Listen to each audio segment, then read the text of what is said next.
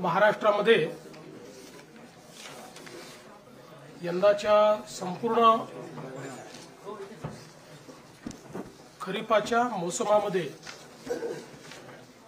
जो काही पाऊस पडला, सातत्याने जी अतिवृष्टी झाली,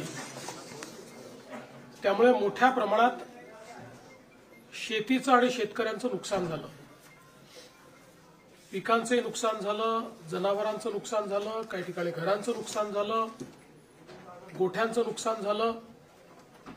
जे काही ग्रामीण भागातलं पब्लिक इन्फ्रास्ट्रक्चर आहे त्याचंही नुकसान झालं आणि दुर्दैवाने काही लोक मृत्युमुखी देखील पडले, काही लोक जखमी झाले. असं एक प्रचंड आपल्याला चित्र भीषण अशा प्रकारचं पाहायला मिळालं. आम्ही देखील वेगवेगळ्या ठिकाणी प्रत्यक्ष जाऊन या परिस्थितीची पाहणी केली. सातत्याने शेतकऱ्यांशी आम्ही चर्चा केली आणि एक प्रकारे दिलासा आपल्याला कसा देता येईल याचा प्रयत्न आम्ही केला. तातडीची मदत म्हणून ज्यांच्याकडे नुकसान झालेलं आहे, त्यांना घरामध्ये पाणी शिरलंय, त्यांना 10,000 रुपये देण्याचा विषय असेल किंवा गहू तांदूळ देण्याचा विषय असेल, त्या ठिकाणी वेगवेगळ्या प्रकारे छोटी मोठी मदत जी आहे ती मदत करण्याचं काम आपण सुरू केलं. अगदी तातडीनं 2200 कोटी रुपये रिलीज करून क्रॉप कम्पेन्सेशनचा पहिला हप्ता जो काही आहे तो त्यांना मिळावा या संदर्भात आपण काम चालू केलं. आणि त्यानंतर आम्ही सातत्याने आपल्याला जास्तीत जास्त मदत कशी करता येईल याचा प्रयत्न करत होतो. आपल्याला कल्पना आहे की शेतकऱ्याचं आपल्या पिकावर पोटच्या पोराप्रमाणे प्रेम असतं आणि अशा परिस्थितीत पीक करपून गेलं, त्या ठिकाणी पाणी साचलं, अशी जी काही अवस्था पाहायला मिळाली, झोपलेलं पीक पाहायला मिळालं, चिखल पाहायला मिळाला आणि अनेक ठिकाणी तर जमीनच खरडून गेली. त्यामुळे रबीची पेरणी करण्याचीही क्षमता त्या ठिकाणी उरली नाही. खरं म्हणजे यातनं जे काही आर्थिक आणि मानसिक अशा दोन्ही प्रकारचा त्रास शेतकऱ्यांना होतो त्याचं 100% कम्पेन्सेशन कोणीच देऊ शकत नाही. मात्र आमचा शेतकरी पुन्हा आपल्या पायावर उभा राहायला पाहिजे आणि भविष्यामध्ये पुन्हा शेतकरी आणि शेती ही उभी राहिली पाहिजे. या दृष्टीनं आम्ही जास्तीत जास्त रिसोर्सेस याच्याकडे वळवण्याचा निर्णय घेतला आणि त्या दृष्टीने आम्ही कम्पेन्सेशनच्या संदर्भातलं एक पॅकेज तयार केलेलं आहे. साधारणपणे आपण जर बघितलं तर महाराष्ट्रामध्ये 1,43,52,281 हेक्टर एवढ्या जमिनीवर पिकांची लागवड झाली होती. यापैकी साधारणपणे 68,69,756 हेक्टर एवढ्या जमिनीवरचं पिकांचं नुकसान झालेलं आहे.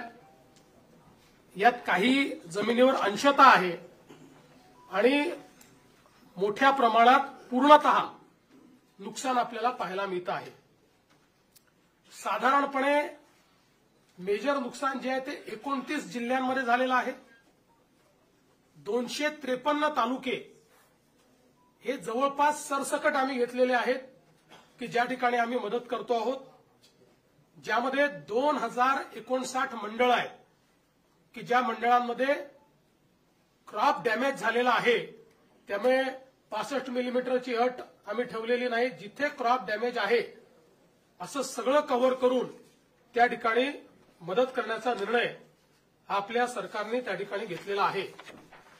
एकूण सर्व प्रकारची जी मदत आपण करतो आहे, ज्यामध्ये क्रॉप डॅमेज आहे, ज्यामध्ये खरडून गेलेल्या जमिनीचा विषय असेल किंवा मृत व्यक्तींना मदत असेल, जखमींना मदत असेल, इस्पितळातली मदत असेल, 10,000 रुपये जे आपण देतो ती मदत असेल, पूर्णतः जे नष्ट झालेले पडझड झालेले घरं आहेत जी 100% गेली आहेत त्याला पूर्णपणे आपण नव्याने घरं बांधण्याकरता त्या ठिकाणी मदत करणार आहोत आणि नव्याने प्रधानमंत्री आवास योजनेतला नवीन घर समजून त्याला पूर्ण पैसे देऊन त्या ठिकाणी त्या घराची निर्मिती आपण करणार आहोत. डोंगरी भागातली देखील जी घरं आहेत त्यांना 10,000 रुपये जास्तीचे देऊन त्या घरांना देखील आपण मदत करणार आहोत. जिथे अंशतः घरांची पडझड झाली आहे त्यांनाही मदत करणार आहोत. झोपड्यांची जिथे पडझड झाली आहे त्यांनाही मदत करणार आहोत. त्यासोबत गोठ्याची मदत आपण वेगळी करणार आहोत. दुकानदारांचं देखील नुकसान झालेल्या जवळपास 50,000 रुपयापर्यंतचं दुकानदारांना देखील आपण त्या ठिकाणी मदत करणार आहोत. दुधाळ जनावरं जी आहेत याच्याकरता जवळपास 37,500 रुपयापर्यंत प्रति जनावर अशा प्रकारे मदत करण्याचा आपण निर्णय घेतलेला आहे आणि एनडीआरएफमध्ये 3 जनावरांपर्यंतची जी काही मर्यादा आहे ती आपण काढून टाकलेली आहे. जेवढ्या जनावरांचं त्या ठिकाणी मृत्यू झाला असेल त्या प्रत्येक जनावराकरता राज्य सरकारच्या वतीनं कॉम्पेन्सेशन देण्यात जाईल. ओढकाम करणारी जी जनावरं आहेत त्याच्याकरता 32,000 रुपये प्रति जनावर देण्यात येईल. कुक्कुटपालनाकरता देखील आपण त्या ठिकाणी जो काही आपला दर आहे तो 100 रुपये प्रति कोंबडीप्रमाणे जेवढं नुकसान झालं असेल तेवढं देणार आहे. विशेषतः खरडून गेलेली जी जमीन आहे हा एक अत्यंत महत्वाचा विषय आहे. कारण शेवटी शेतकऱ्याला सॉईल आणावं लागणार आहे, माती आणावी लागणार आहे आणि त्याकरता मोठ्या प्रमाणात त्यांना त्याची मदत आपल्याला करावी लागणार आहे. आणि म्हणून आपण हा निर्णय केलेला आहे की 47,000 रुपये हेक्टरी त्यांना कॅश कॉम्पेन्सेशन आणि 3 लाख रुपये हेक्टरी हे नरेगाच्या माध्यमातून आम्ही त्यांना देणार आहोत.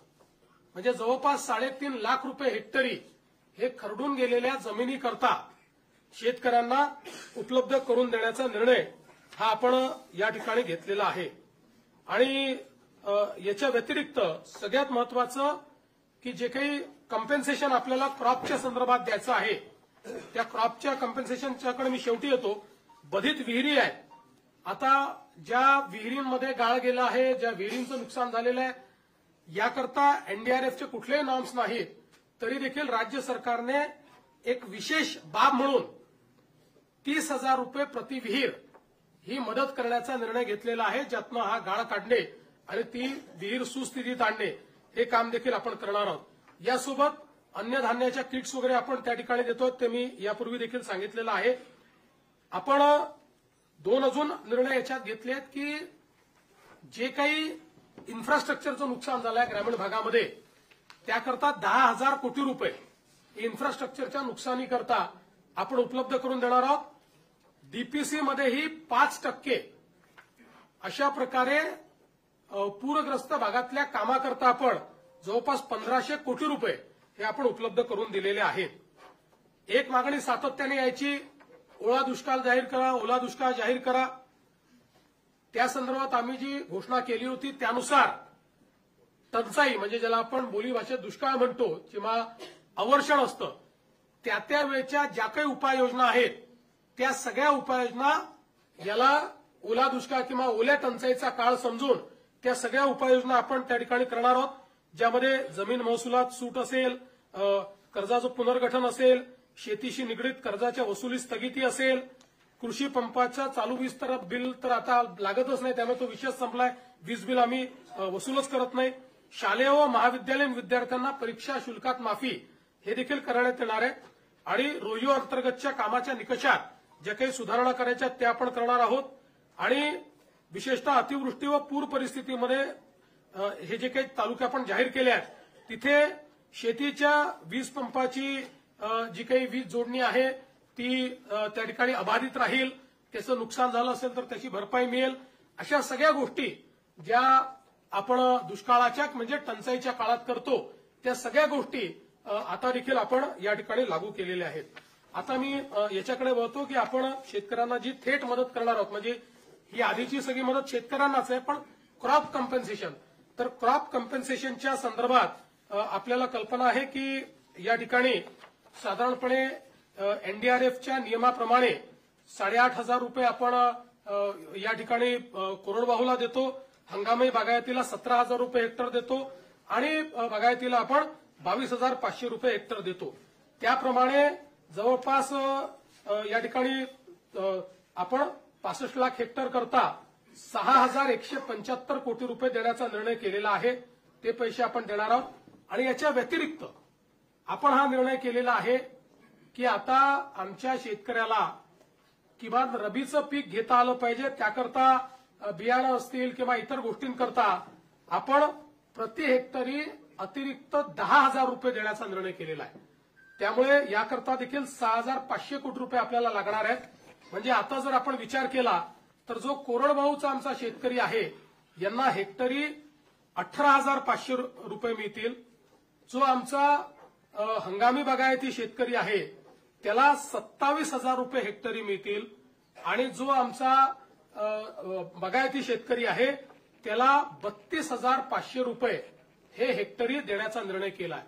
याच्या व्यतिरिक्त जवळपास 45 लाख आपले शेतकरी जे आहेत यांचा विमा आपण उतरवलेला आहे.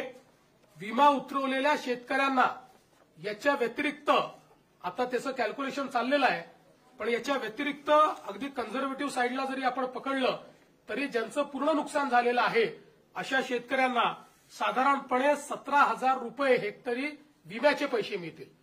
त्यामुळे आपण जर बघितलं तर ज्यांनी विमा उतरवलेला आहे अशा शेतकऱ्यांना साधारणपणे त्यातले जे कोरडवाहूचे शेतकरी आहेत त्यांनाही 35,000 मिळतील. आणि जे बागायती आहेत त्यांना तर 50,000 प्रति हेक्टरच्या वर एकंदरीत पैसे जे आहेत ते या ठिकाणी प्राप्त होणार आहेत. आणि साधारणपणे आपण जर एकूण राज्य सरकारने या ठिकाणी जो काही आता याच्यावर नियतवेग दिलेला आहे त्याचा एकत्रित अंदाज बांधला. आम्ही याच्यामध्ये साधारणपणे इन्शुरन्सचे पैसे जे आहेत ते 5,000 कोटीच पकडले आहेत, पण आमचा अंदाज आहे 7,500 ते 10,000 कोटी रुपये आम्हाला त्यातनं मिळतील. पण कन्झर्वेटिव्ह अंदाज आम्ही पकडलाय कारण त्या संदर्भात अजून क्लेम जाणे आणि ती सगळी प्रोसेस होणे आहे. पण हा जरी आपण पकडला कन्झर्वेटिव्ह अंदाज तरी एकूण राज्य सरकारच्या वतीनं 31,628 कोटी रुपयांचं पॅकेज हे आपण या ठिकाणी देतो आहोत की ज्या माध्यमातून 31,628 कोटी एवढं पॅकेज म्हणजे जवळपास 32,000 पर्यंत हे पॅकेज चाललेलं आहे. अशा 32,000 कोटीपर्यंत अशा प्रकारचं हे पॅकेज या ठिकाणी आपण दिलेलं आहे. आणि आपला प्रयत्न आहे की यातला जेवढा जास्तीत जास्त पैसा हा आपल्याला या ठिकाणी दिवाळीच्या आधी देता येईल. किमान क्रॉप कॉम्पेन्सेशनचे पैसे वगैरे जे काही आहेत हे जेवढे जास्तीत जास्त दिवाळी आधी पुश करता येतील. बाकी तर जे मृत व्यक्तींचं सहाय्य आहे, जखमींचं सहाय्य वगैरे हे आम्ही ऑलरेडी देऊन टाकले आहेत. 10,000 रुपये जे द्यायचे आहेत ते ऑलरेडी देऊन टाकलेले आहेत. बऱ्याच गोष्टी आपण यातल्या दिलेल्या आहेत. काही गोष्टी ज्या राहिलेल्या आहेत त्या सगळ्या गोष्टी आणि क्रॉप कॉम्पेन्सेशनचे पैसे हे आपण त्या ठिकाणी देण्याचा प्रयत्न करणार आहोत. आणि आपण जर विचार केला तर निव्वळ क्रॉप कॉम्पेन्सेशन करता आपण याच्यामध्ये जे पैसे देतो ते देखील जवळपास 18,000 कोटी रुपयांपेक्षा जास्त आहेत. म्हणजे मला असं वाटतं की आतापर्यंतच्या इतिहासात सर्वात जास्त पैसे हे क्रॉप कॉम्पेन्सेशनला देण्याचा प्रयत्न या ठिकाणी आपल्या सरकारच्या माध्यमातून आम्ही केलेला आहे. आम्ही तिघांनी बसून याच्यावर खूप विचार केला आणि हा निर्णय केला की 4 खर्च कमी करावे लागले तरी देखील आपण त्या संदर्भात मागे पुढे पाहू नये. कारण शेतकऱ्यांवर अभूतपूर्व अशा प्रकारचे संकट आहे आणि म्हणून आपण जे काही जास्तीत जास्त करता येईल तो करण्याचा प्रयत्न आम्ही करू. याच्या व्यतिरिक्तही आमचा हा प्रयत्न आहे. आज मुख्यमंत्री सहायता निधीला देखील मोठ्या प्रमाणात लोक मदत करतायत आणि त्याही माध्यमातून अनेक गोष्टी अशा असतात की ज्या आपल्या कुठल्याच नियमामध्ये आपल्याला कव्हर करता येत नाहीत. त्यामुळे अशा प्रकारच्या ज्या काही गोष्टी हळूहळू आढळतील त्याच्यावर आम्ही मुख्यमंत्री सहायता निधीतनं किंवा काही लोकांनी सीएसआर देखील देण्याचं मान्य केलंय. त्या सीएसआरच्या माध्यमातून आपल्याला कशी मदत करता येईल या संदर्भातला प्रयत्न आमचा असणार आहे. कुठल्याही परिस्थितीमध्ये शेतकऱ्यांच्या मुलांचं शिक्षण हे याच्यामुळे बाधित होऊ नये, त्यांची स्वप्न कुठेतरी खंडित होऊ नये अशा प्रकारचा प्रयत्न या माध्यमातून आम्ही या ठिकाणी केलेला आहे. त्यामुळे हे सगळं मी आपल्यासमोर पॅकेज ठेवलेलं आहे. मी माननीय अजितदादा आणि शिंदे साहेबांना विनंती करतो की त्यांनी देखील मत याच्यावर व्यक्त करावं.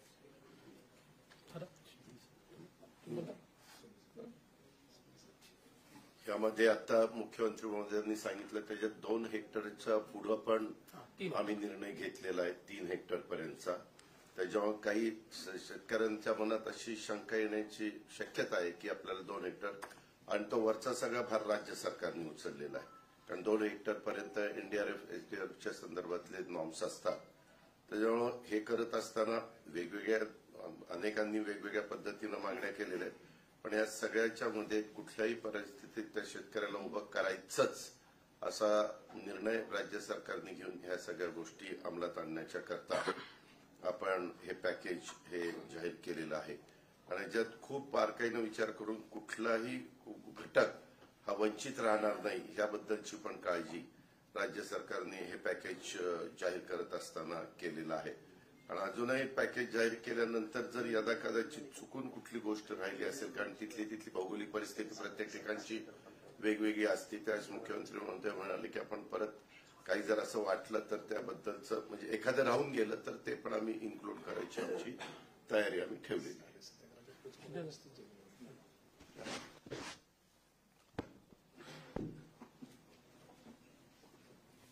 यावर्षी अतिवृष्टीमध्ये 1 जून ते 30 सप्टेंबर पर्यंत अतिशय मोठं नुकसान शेतकऱ्यांचं झालं आणि प्रत्यक्ष संकट मोठं होतं. मुख्यमंत्री महोदय स्वतः, अजितदादा, मी, आमचे कृषी मंत्री, सगळेच मंत्री प्रत्यक्ष बांधावर देखील जाऊन शेतकऱ्यांचं झालेलं नुकसान पाहिलं देखील. आणि फक्त बांधावर जाऊन नुकसान पाहण्यापुरतं सरकारने काम मर्यादित केलं नाही, तर तात्काळ त्यांना 10,000 रुपये तातडीची मदत देण्याचाही निर्णय घेतला. त्याचंही वाटप सुरू झालं. यावेळी जवळपास 352 तालुके आणि 65 लाख हेक्टर जमीन नुकसानग्रस्त झाली आणि जवळपास 60 लाख शेतकरी याच्यामध्ये बाधित झाले. एकंदरीत आपण सगळ्यांनीच पाहिलं की शेतकऱ्यावर हे आलेलं संकट गेल्या अनेक वर्षापासूनचं मोठं होतं. अनेक शेतकरी भेटत होते, ते म्हणाले एवढा मोठा पाऊस आम्ही अनेक वर्षात पाहिला नाही. आणि म्हणूनच शेतकऱ्यांवर आलेला प्रसंग बाका होता, मोठा होता. आणि त्यामुळेच मुख्यमंत्री महोदय, मी, अजितदादा, आम्ही आमच्या या बाबतीमध्ये 2-3 बैठकाही झाल्या आणि शेतकऱ्याच्या मागे खंबीरपणे महायुतीचं सरकार नेहमी राहिलंय. आणि यावेळचं संकट मोठं पाहिल्यानंतर किती काही ओढाताण असली तरी काही लोक विरोधी पक्ष असतील की शेतकऱ्यांना एवढं पॅकेज द्या, तेवढं पॅकेज द्या. आणि हे सगळं करत असताना विरोधी पक्ष काय करतो, यापेक्षा शेतकऱ्यांच्या मागे उभं राहणं हे शासनाचं कर्तव्य आहे. आणि या कर्तव्य भावनेतूनच हे एक मोठी मदत, भरीव मदत मुख्यमंत्री महोदयाने अतिशय विस्तारपूर्ण त्याच्यामध्ये सांगितलेलं आहे. आणि 31,000 कोटीपेक्षा जास्तचं हे सगळी जी मदत आहे ती आपण त्याचा देण्याचा निर्णय घेतलाय. खरं म्हणजे यामध्ये उभी पिकं आडवी झाली होती, जमिनी खरडून गेल्या, काही नदीच्या प्रवाहामध्ये जमिनीच कापून गेल्या आणि त्याचबरोबर घरांची पडझड झाली, अंशतःही झाली, पूर्णताही झाली, पशुधन वाहून गेलं, काही जीवितहानी झाली. फार प्रचंड असं हे मोठं नुकसान यावेळेस आपण पाहिलेलं आहे. आणि अशा प्रसंगात शेतकऱ्याला देखील आधार देण्याची आवश्यकता आहे. आणि म्हणून आम्ही शेतकऱ्याच्या मागे उभं राहणार म्हणून सरकारने घेतलेली भूमिका आज मुख्यमंत्री महोदयांनी स्वतः जी काही घोषणा केलेली आहे यावरून आम्ही जे बोललो ते या ठिकाणी करतोय. ही भावना सरकारची आहे आणि शेतकऱ्यांची आहे. खरं म्हणजे ही दिवाळी काळी होणार नाही, सरकार काळी होऊ देणार नाही, अशा प्रकारचं भाष्य देखील आम्ही केलं होतं. आणि त्यामुळे दिवाळीपूर्वी ही मदत जी आहे शेतकऱ्यांच्या हातात गेली पाहिजे ही भूमिका सरकारने घेतली. आणि ही मदत देखील आता आणखी काल धाराशिवमध्ये देखील मोठं नुकसान झालंय, पाऊस पडलाय. जी काही आज घोषणा केली आहे त्याच्यामध्ये आणखी काही शेतकऱ्यांचं नुकसान होईल, ते देखील ही अंतिम मदत नाही आहे, शेतकरी प्रक्रिया आहे. आणि म्हणून शेतकऱ्यांना मदत देणं हे आमचं कर्तव्य आहे. म्हणून शेतकऱ्यांनी कुठेही खचून जाऊ नये, टोकाचं कुठलंही पाऊल शेतकऱ्यांनी उचलू नये, कारण शेवटी शासन आपल्या पाठीशी खंबीरपणे उभं आहे. आणि म्हणूनच मी या ठिकाणी सांगू इच्छितो की काही लोक म्हणत होते तामिळनाडू, पंजाब असलं तशी मदत द्या, पण आपलं मला वाटतं तामिळनाडू आणि पंजाबपेक्षा कर्नाटकपेक्षाही आपलं जे मदतीचं पॅकेज आहे ते मोठं आहे. आणि आम्ही कुणाशी म्हणजे तुलना करण्यापेक्षा आपल्या शेतकऱ्याला काय हवंय, काय काय नुकसान झालेलं आहे, ही वस्तुनिष्ठ अहवाल घेऊन त्यामध्ये मदत होईल. आणि त्यामध्ये सगळ्यात महत्वाचं म्हणजे जमिनी ज्या गेल्या, कापून गेल्या, खरडून गेल्या, यावेळेस त्यांना जवळपास 60,000पेक्षा जास्तीचे शेतकरी आहेत. आणि अशा शेतकऱ्यांना 47,000 रुपये तर मुख्यमंत्री महोदयांनी सांगितल्याप्रमाणे खरडून गेलेल्या जमिनीला मिळणारच आहेत. परंतु मनरेगामधून 3 लाख रुपये हेक्टरी जे काय जमिनीचं रिस्टोरेशन आहे, पूर्ववत जमीन करणं हे सोपं नाहीये. आणि तो मोठा प्रश्न शेतकऱ्यांसमोर होता आणि तो आपण सरकारने मिटवलाय. त्यामुळे देखील मोठी मदत, रॉयल्टी लावत नाही आपण. आणि त्याला रॉयल्टी फ्री केलेला आहे. त्यामुळे या मदतीच्या पॅकेजमध्ये गाळ भरलेला आहे. तो देखील जो गाळ काढण्याचं काम त्याला देखील या सर्व मदतीची त्याला सहकार्य होणारच आहे. आणि यामध्ये 2 हेक्टरचं आपण 3 हेक्टर, काही लोक म्हणत होते की 2 हेक्टरची मर्यादा आहे, ती मर्यादा काढा. तर 3 हेक्टर आपण ऑलरेडी त्याची देखील मर्यादा वाढवलेली आहे. आणि यामध्ये जसं पीक विम्याचं देखील मुख्यमंत्री महोदय म्हणाले, ती देखील रक्कम यामध्ये ऍड होणार आहे. आणि मोठ्या प्रमाणावर यामध्ये शेतकऱ्यांना दिलासा मिळेल. शेतकरी वाऱ्यावर शेतकऱ्याला सोडणार नाही. आणि शेतकऱ्याला पुन्हा सक्षम करण्यासाठी जे जे काही उपाय करता येतील ते आम्ही करणार आहोत. आणि म्हणून सगळे निकष बाजूला ठेवून आमच्या सरकारने सगळे निकष, अटी, शर्ती बाजूला ठेवून शेतकरी हा केंद्रबिंदू, शेतकरी हा फोकस केलेला आहे. आणि म्हणूनच या वेळेस किती ताणाताण असली, ओढाताण असली तरी सुद्धा सरकारने खूप मोठा निर्णय शेतकऱ्यांसाठी घेतलेला आहे. एनडीआरएफचे जे निकष आहेत त्यात 10,000 आणखी ऍड केलं, त्या बाबतीत देखील मुख्यमंत्री महोदयांनी सांगितलेलं आहे. 10,000 प्रति हेक्टरी म्हणजे जी एनडीआरएफचे निकष आहेत त्यात आणखी 10,000 प्लस. म्हणजे यामध्ये पुढचं जे काय रबीचं पीक आहे ते घेण्यासाठी शेतकऱ्यांना खतं, बी बियाणं या संदर्भात देखील मदतीचं जे नुसतं आता झालेल्या नुकसानीची मदत न देता पुढच्या पिकाला देखील त्यांना मदत कशी मिळेल यासाठी देखील सरकारने विचार केलेला आहे. आणि त्याचबरोबर आम्ही तिघांनी, अमित भाई आले होते त्यावेळेस देखील त्यांना विनंती केली की मोठं संकट आहे आणि या संकटामध्ये आम्ही राज्य सरकार तर पूर्ण ताकदीने खंबीरपणे शेतकऱ्यांच्या मागे उभे आहोतच. आम्ही तर बिलकुल जे काही मदत करायची ती करणार, पण केंद्र सरकार देखील यामध्ये केंद्राची देखील मदत झाली पाहिजे अशा प्रकारची मागणी अमित भाईंकडे केली. आदरणीय प्रधानमंत्री मोदीजींना देखील मुख्यमंत्री महोदयांनी आमच्या सहीचं पत्र दिलं, तिकडे देखील निवेदन दिलेलं आहे. आणि अमित भाईंनी देखील त्यांच्या परवाच्या जाहीर भाषणात देखील सांगितलं, महाराष्ट्रातल्या शेतकऱ्याच्या मागं केंद्र सरकार खंबीरपणे उभं राहील. आपला प्रस्ताव दाखल केला की तातडीने तो मान्य केला जाईल. त्यामुळे मला वाटतं की यावेळचं संकट मोठं बघून राज्य सरकारने मोठा निर्णय घेतलेला आहे. आकड्यामध्ये म्हणजे आपण आकडे पाहिले किंबहुना ज्या ज्या पद्धतीचं नुकसान शेतकऱ्यांचं झालंय या सर्व शेतकऱ्यांना पूर्णपणे मदतीचा हात राज्य सरकार देईलच आणि तो निर्णय आपण घेतलेलाच आहे. आणि यानंतर देखील काही छोट्या मोठ्या काही गोष्टी समोर येतील त्याला देखील सरकार हात आकडता घेणार नाही. आणि केंद्र सरकार देखील आदरणीय प्रधानमंत्री नरेंद्र मोदीजी नेहमीच शेतकऱ्यांच्या पाठी उभे राहिलेले आहेत. म्हणूनच त्यांनी दर वर्षाला शेतकरी सन्मान योजना सुरू केली. आपणही त्याच्यामध्ये तेवढेच 6,000 रुपयाची भर घालून नमो शेतकरी सन्मान योजना देखील सुरू केली. त्यामुळे शेतकऱ्यांच्या बद्दल असलेला जो काही जिव्हाळा आहे जी काय आपुलकी आहे, शेवटी शेतकरी आपला अन्नदाता आहे, मायबाप आहे, आणि म्हणून आज बळीराजाच्या डोळ्यामध्ये अश्रू आहे. ते अश्रू पुसण्याचं काम नक्की राज्य सरकार केल्याशिवाय राहणार नाही. आणि त्याचीच प्रतिपूर्ती आजच्या मुख्यमंत्री महोदयांनी डिटेलमध्ये जे काय घोषित केलं त्यातून येते. आणि केंद्र सरकार देखील यामध्ये भरीव मदत आपल्याला दिल्याशिवाय राहणार नाही. त्यामुळे पूर्णपणे शेतकऱ्याच्या मागे आम्ही उभे राहू आणि शेतकऱ्याला मोठा दिलासा देऊ. पुन्हा एकदा मी सांगतो की शेतकऱ्यांनी कुठेही खचून जाऊ नये. सरकार आपल्या पाठीशी आहे. कुठलंही टोकाचं पाऊल उचलू नये अशा प्रकारची विनंती या ठिकाणी आम्ही शेतकऱ्यांना करतोय.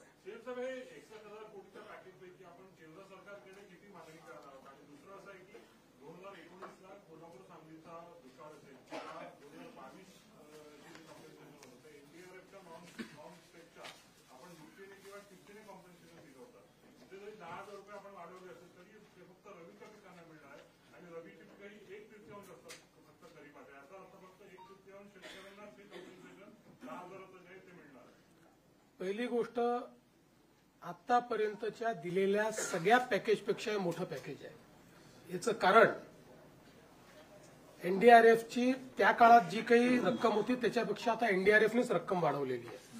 दुसरं, रबीचं पीक घेतो की नाही घेत हा भेद न करता 100% शेतकऱ्यांना 10,000 रुपये हेक्टरी आम्ही देतो. कारण आमची अपेक्षा अशी आहे की जो रबीचं पीक घेत नव्हता तोही आता घेईल. कारण त्याचं खरीपाचं पीक हे वाया गेलेलं आहे. शेतकरी कधीच रिकामा बसत नाही. त्याच्यामुळे पाणी उपलब्ध आहे. ज्यांची जमीन खरडून गेलेली नाही असे जे शेतकरी आहेत ते रबीचं पीक घेऊ शकतात. त्यामुळे 100% शेतकऱ्यांना, जेवढे याच्यामध्ये बाधित शेतकरी आहे, 65 लाखाचा आकडा तो 68 लाखापर्यंत जाणार आहे, या सगळ्या शेतकऱ्यांना आम्ही हे 10,000 रुपये देतो. म्हणून मी म्हटलं आतापर्यंत आम्ही जे दिलेले आहेत त्यातलं सगळ्यात मोठं कॉम्पेन्सेशन यावर्षी दिलेलं आहे. विमा कंपन्या अनेकदा मदत करताना अटी शर्ती घालतात आणि जी मदत मिळते ती अगदी किरकोळ असते.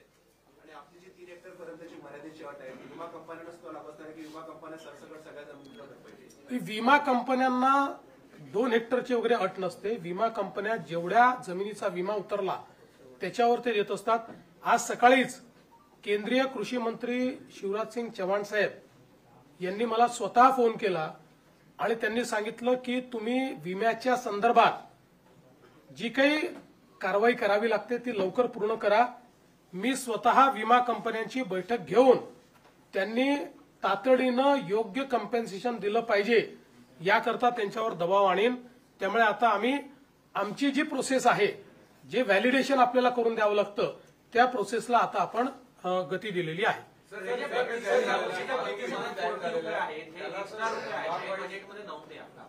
हे त्याच्यामुळे ऑलरेडी आपल्यावर आर्थिक ताण होता, हा अजून ताण वाढणार आहे. काल भुजबळ साहेब पण म्हणजे अनेक स्कीमला प्रॉब्लेम येतोय आधीच्या काही स्कीम्समुळे.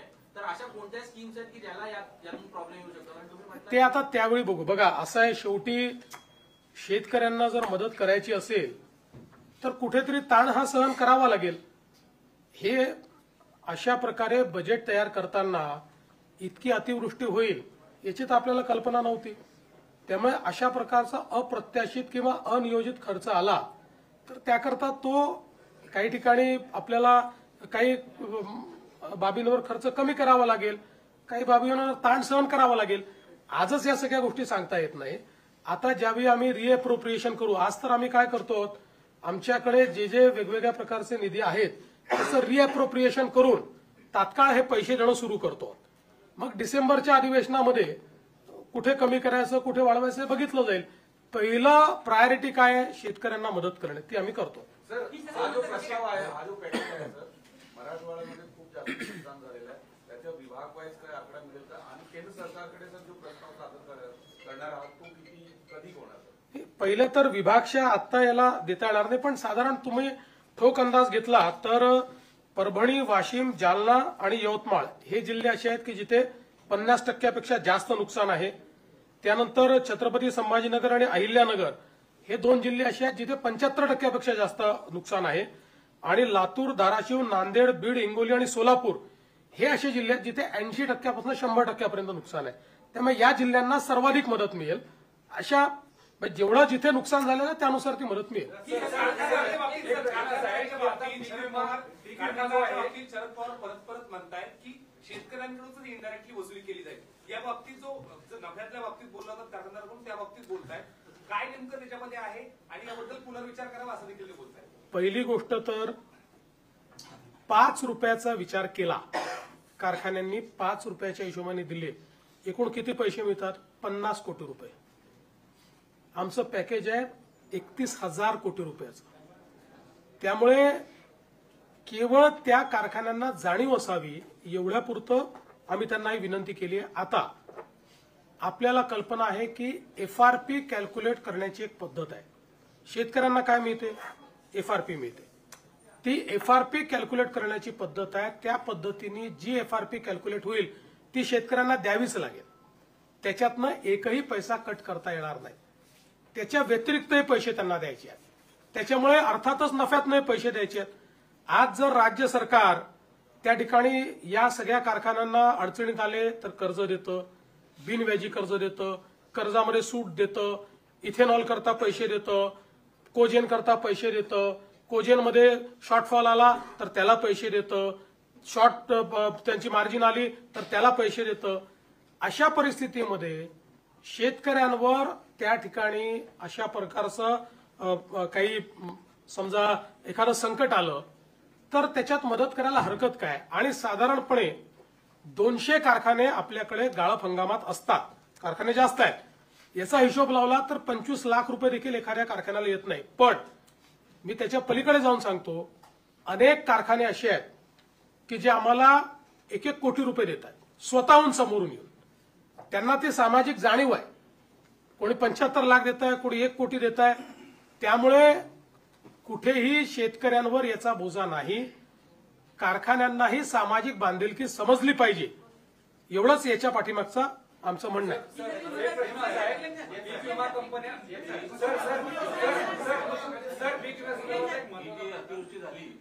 हे झालं की तुम्हाला यंदाचा पीक विमा हा पीक कापणी प्रयोगावर मिळणार आहे. आता पिकच शिल्लक राहिलेली नाही आणि कंपन्यांनी ऑलरेडी आधी प्लॉट तयार केलेले आहेत की जे कापणी प्रयोग तिथं होणार आहे. तर याचं उंबरठा उत्पादन गृहीत धरून पीक विमा कंपन्या मदत देणार की सरसकट आता ज्या पद्धतीने तुम्ही मदत जाहीर केली त्या पद्धतीने पीक विमा कंपन्यांना तुम्ही निर्देश देणार?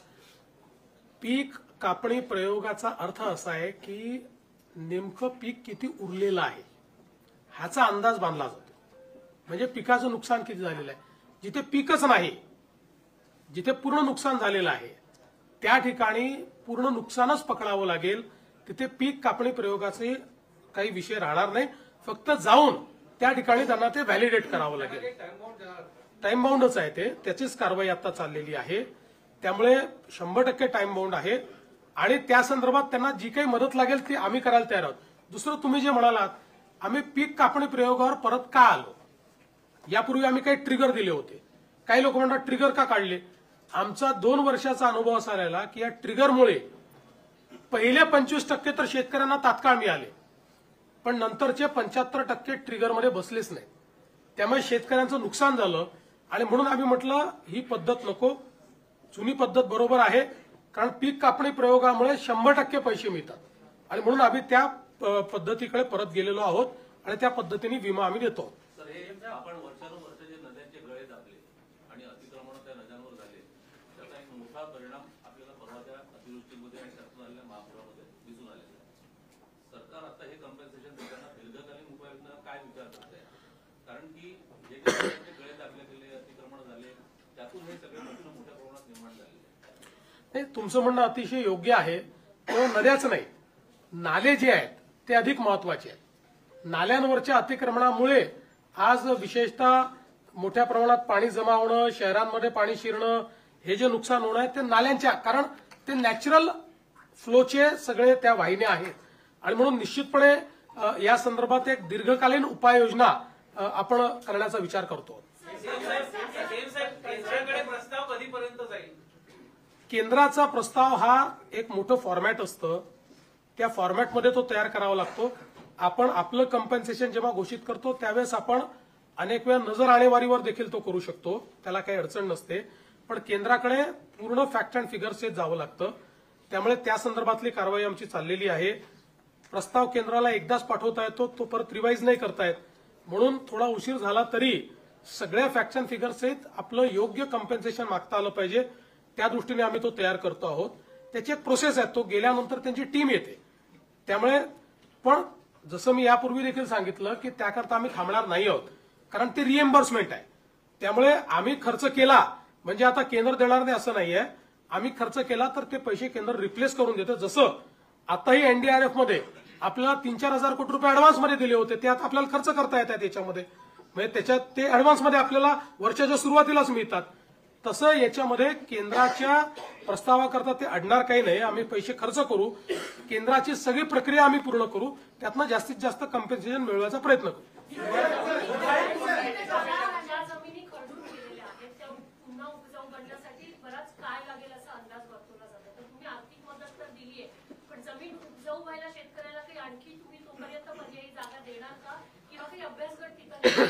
नाही, याची आवश्यकता नाही आहे. जेव्हा जमीन खरडून जाते त्यावेळी आपण त्या ठिकाणी दुसरीकडनं माती आणतो, सॉइल आणतो. आणि जसं आता सोलापूरमध्ये प्रयोग सुरू केला, सर्वाधिक बाधित सोलापूर आहे. तर या ठिकाणी जो धरणांमध्ये गाळ वाहून आलेला आहे, हा गाळच उपसा करून तो शेतकऱ्याच्या शेतीमध्ये नेऊन टाकायचा. त्याकरता उपस्याला पैसे लागतात, त्याकरता ट्रान्सपोर्टला पैसे लागतात, ते सगळे लेबरचे पैसे लागतात, ते आम्ही उपलब्ध करून देतोय. आणि हा जो गाळ आहे हा इतका उपजाऊ असतो, म्हणजे अनेक वेळा अशा प्रकारचा आपण मागच्या काळामध्ये गाळमुक्त धरण, गाळयुक्त शिवार योजना केली. तर जेव्हा अशा प्रकारचा गाळ आणून आपण शेतीमध्ये टाकतो त्यावेळी आपल्याला जे वेगवेगळी खतं त्या ठिकाणी किंवा रासायनिक खतं यूज करावी लागतात, त्याचा उपयोग अगदी मिनिमम होतो आणि कदाचित पहिल्या वर्षी तो करावाही लागत नाही, म्हणजे कमीत कमी करावा लागतो. त्यामुळे ही अतिशय उपजाऊ अशा प्रकारची ती जमीन त्या ठिकाणी तयार होते. म्हणून वेगाने हे काम करता यावं म्हणूनच 2 भाग केलेले आहेत. याच्यातला जवळपास 47,000 रुपये कॅश कॉम्पेन्सेशन आहे आणि 3 लाख रुपये नरेगातले.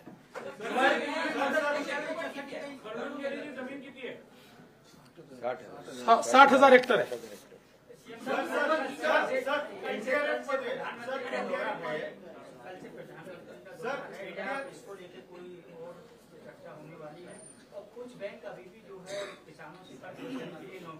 असं आहे की एखाद दुसरी बँक काहीतरी करते, पण त्याचा अर्थ संपूर्ण राज्यात होत आहे असं जे चित्र निर्माण केलं होतं हे चुकीचं आहे.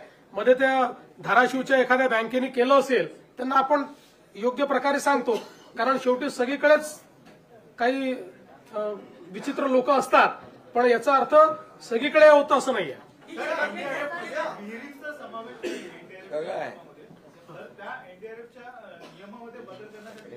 नाही, एनडीआरएफ मध्ये नसला तरी बदल करायला वेळ लागेल म्हणून आम्ही घोषणा केली. एनडीआरएफ मध्ये नसलं तरीही आम्ही 30,000 रुपये विहिरीं करता देणार आहोत, राज्य सरकारच्या पैशातून देणार आहोत.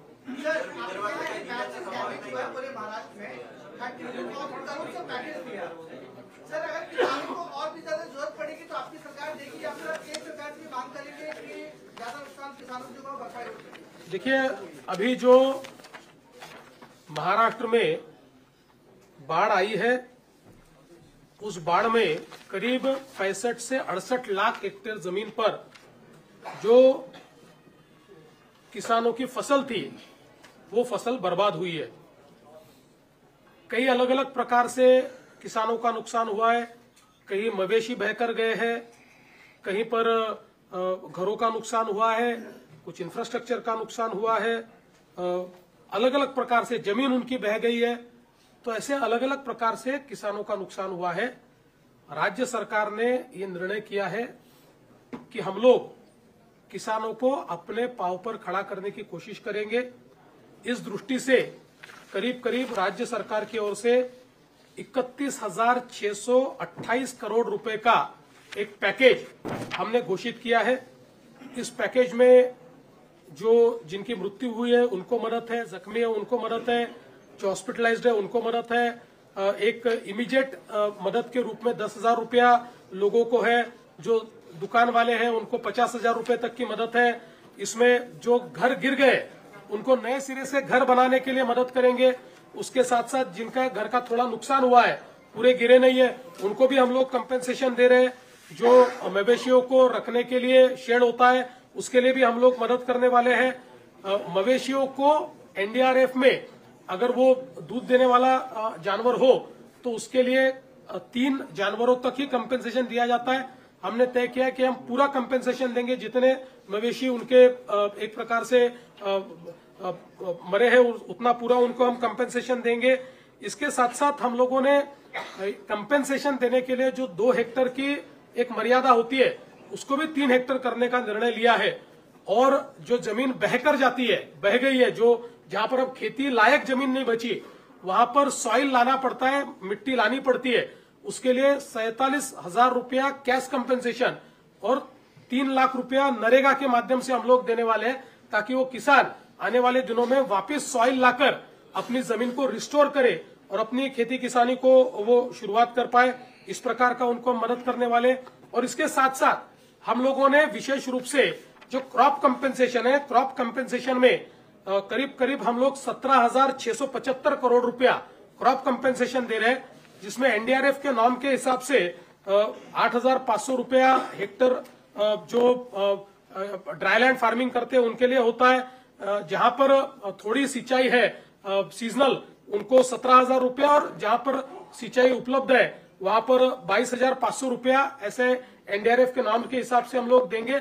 लेकिन उसके साथ साथ उन सभी को, चूंकि अब उनकी खरीफ की फसल बर्बाद हुई है तो ये लोग रबी में वापस फसल ले पाए, इसलिए 10,000 रुपया हेक्टरी ये एक्स्ट्रा कंपेंसेशन हम उनको दे रहे हैं। तो एक प्रकार से अगर हम लोग देखें तो जहां जो इरिगेटेड हमारे फार्मर है उनके लिए जो ये कंपेंसेशन है ये करीब करीब 32,500 रुपए तक जाने वाला है।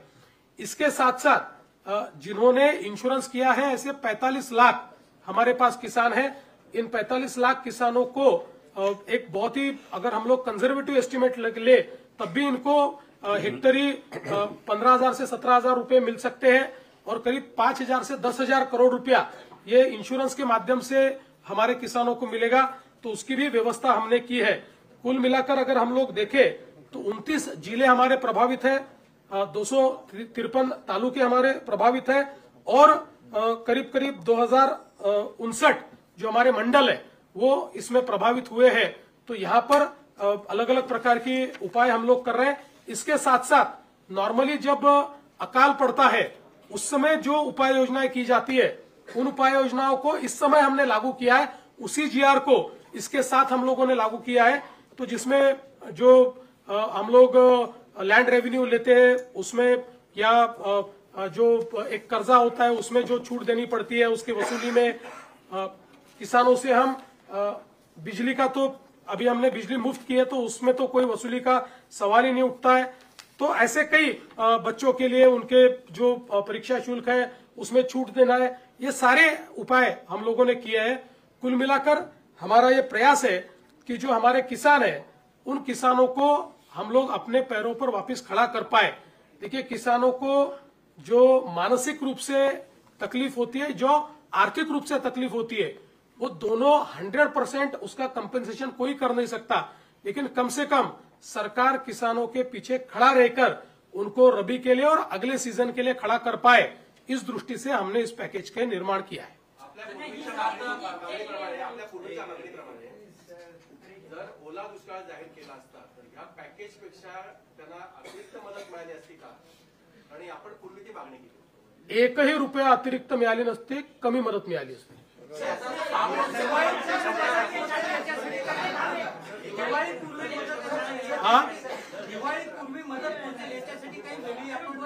प्रयत्न चालू केला आहे, ऑलरेडी आम्ही त्याची व्यवस्था आपल्या वित्त विभागाने केलेली आहे। आम्ही यावेळेस एक वेळेकरता ई-केवायसीचे नॉर्म्स देखील आम्ही त्या ठिकाणी रद्द केलेले आहेत। ॲग्रीज टॅक्सचा जो डेटा आपल्याकडे आहे तोच डेटा प्रमाण मानून त्या खात्यांमध्ये आम्ही पैसे देणं सुरू केलं। प्रत्यक्षात शेतकऱ्यांपर्यंत किती प्रमाणात आणि किती वेळात पोहोचते याचं मॉनिटरिंग करण्यासाठी तुम्ही एखादी विशेष यंत्रणा निर्माण करा।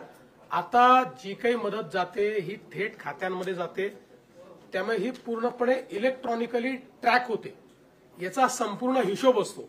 त्याच्यामुळे फक्त 10,000 रुपये जे आपण सुरुवातीचे देतो, जे ज्यांच्या घरात पाणी घुसलंय तेच कॅश कंपेन्सेशन असतं, ते खात्यात देतो, पण खात्यात नसेल तर कॅश देतो। बाकी सगळी आपण जी आता मदत करतो ही सगळी इलेक्ट्रॉनिकली डिजिटली खात्यामध्येच करतो आहोत, त्याच्यामुळे त्याचं पूर्ण ट्रॅकिंग होणार आहे.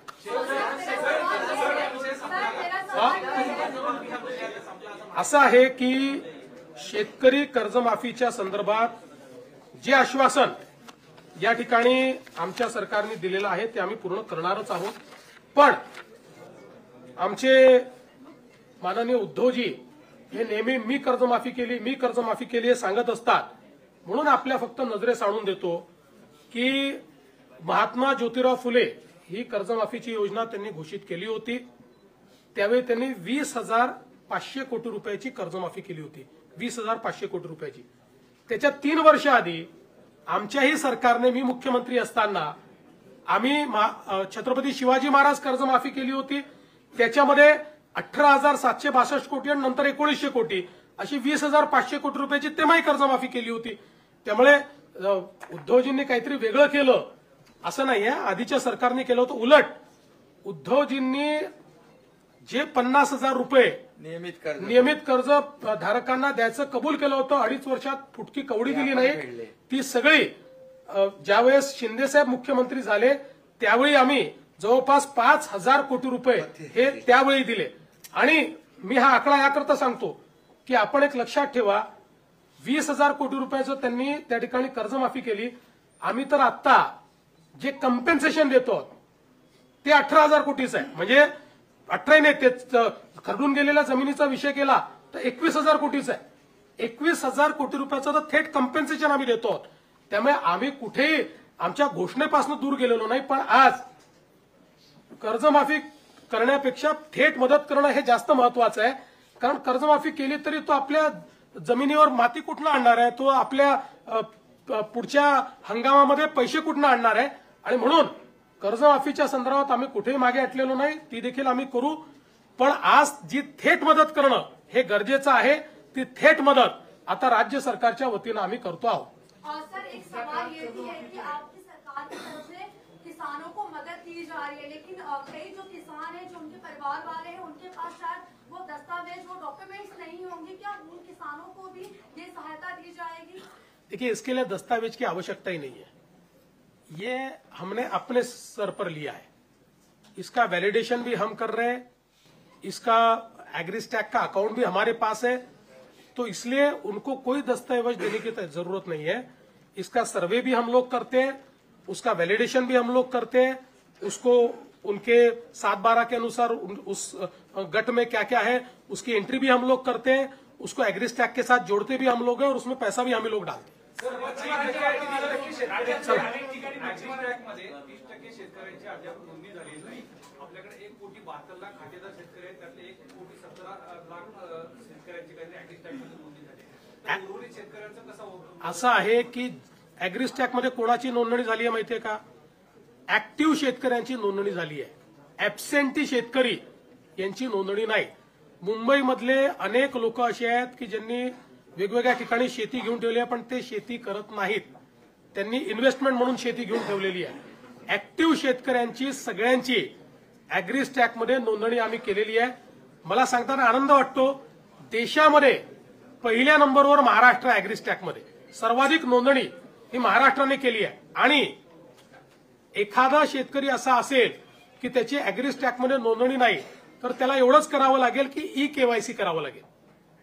कम्पेन्सेशन त्याला पण मिळणार आहे. पण ऍग्रीस्टॅकचा उपयोग का करतोय की ई-केवायसी करावी लागू नये म्हणून. ई-केवायसीला थोडा वेळ लागेल म्हणून आपण करतोय. आमच्या मते जवळजवळ 100% ज्यांना कम्पेन्सेशन द्यायचं आहे, 1% वाटल्यास बाजूला ठेवू, पण 99% शेतकरी ज्यांना कम्पेन्सेशन द्यायचं आहे ते ऍग्रीस्टॅकच्या डेटामध्ये उपलब्ध आहे. हा, ते तुम्ही चांगलं सांगितलं, ते मी सांगायचं विसरलो. मत्स्य शेतीच्या बाबतीतही आपण त्या ठिकाणी जी काही नुकसान भरपाई आहे ती नुकसान भरपाई आपण देतो आहोत. आणि जवळपास मत्स्य शेती करता त्याच्यानंतर काही ठिकाणी बोटींचं नुकसान झालेलं आहे, त्याही करता आपण नुकसान भरपाई देतो. आपण 100 कोटी रुपये त्याकरता वेगळे राखून ठेवले. चला, धन्यवाद.